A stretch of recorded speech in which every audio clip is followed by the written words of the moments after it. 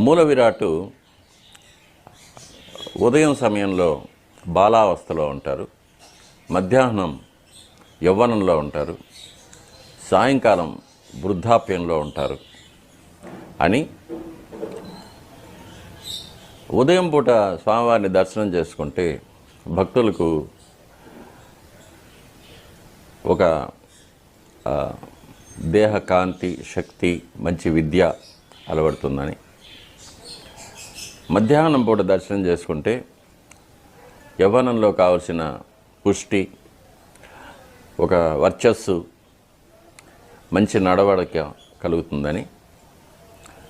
రాత్రిపూట దర్శనం చేసుకుంటే భక్తులకు ఒక వైరాగ్యం, ఆధ్యాత్మిక చింతన, సద్బుద్ధి, సద్గతి అవన్నీ కలుగుతాయనేది ఆగమశాస్త్రంలో